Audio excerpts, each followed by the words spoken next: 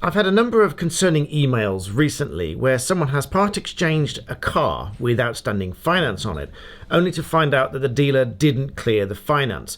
So there's a couple of things that I wanted to cover in this video just to make sure everyone understands it. So whether the car is financed by way of hire purchase or whether it's financed by way of PCP, which is a personal contract purchase, you do not own that vehicle until all of the payments have been made. And since you don't own the vehicle, you cannot sell the vehicle because the vehicle still belongs to the finance provider.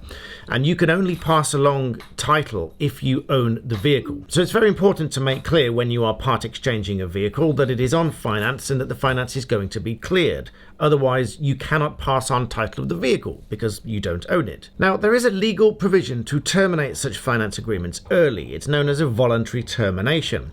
This is provided under the Consumer Credit Act of 1974, Section 99. And all of the contractual documentation with your finance agreement will explain how this works in your case. Provided that you've paid 50% of the vehicle, or you can bring it up to 50% of the vehicle, then you won't have to pay anything more. This voluntary termination must not be confused with a voluntary surrender. The two are very different. Under a voluntary surrender, you give back the car, but you still owe whatever is left to pay.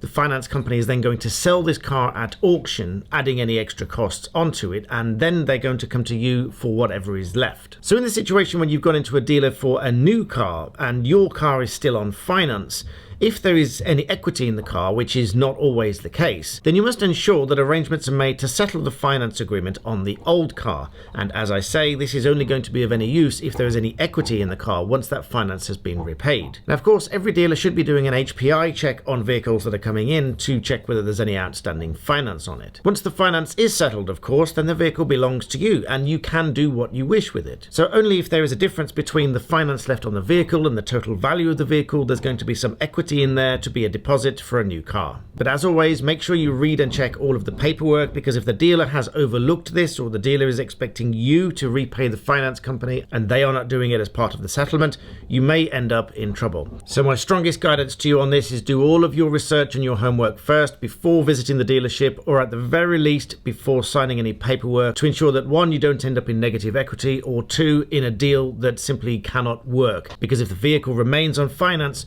you cannot legally sell that vehicle. So I hope that was useful in answering some of the questions that have come my way, and thank you for watching.